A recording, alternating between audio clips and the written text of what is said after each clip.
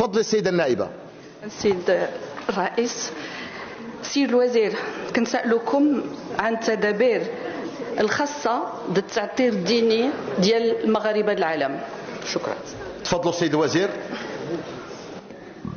بسم الله الرحمن الرحيم. السيد الرئيس المحترم، السيدات والسادة النواب المحترمون، السيدة النائبة المحترمة، شكرا لك على سؤالك. كلما طرح هذا السؤال أقول فيه بأن المعتمد أو المعول على تشبت المغاربة في الخارج بدينهم وبثوابتهم، ذلك لأن الوسائل ديال التدخل محدودة والإكراهات الآن كثيرة وتزداد، ومع ذلك هنالك بعض العمليات منها مثلا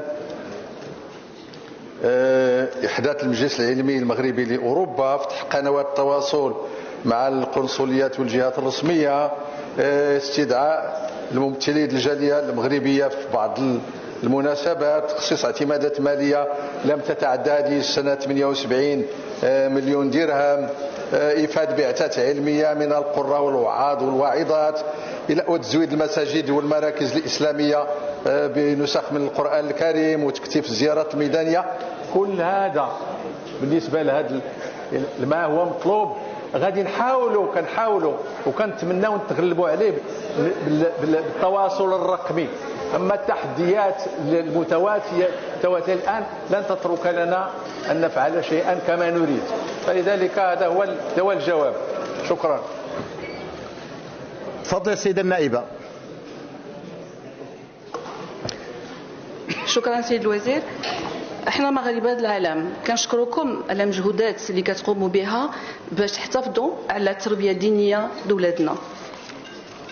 تقريبا 6 المليون المغاربة عايشين في البلدان الاستقبال، ومنهم تقريبا 2.5 عندهم تحت 18 عام ومحتاجين بالتربية الدينية. خصنا نعطيو واحد الاهتمام كبير لولاد الجيل الرابع بحال اللي كيبغي وكيأكد سيدنا فصل 16 ديال الدستور كيعطي الحقوق، نفس الحقوق المغاربة باش يكون عندهم تربية دينية في المستوى. ولادنا سيد الوزير تايهين، ما بقاوش عارفين كهما مغاربة، ما بقاوش عارفين البلاد، يمكن ماشي حتى من بلاد المهجر، ما بقاوش عارفين التربية الدينية اللي كيعطيو لهم في الجوامع، التربية الدينية مغربية أصلية أو لا تربية دينية أخرى. هذا مشكل كبير.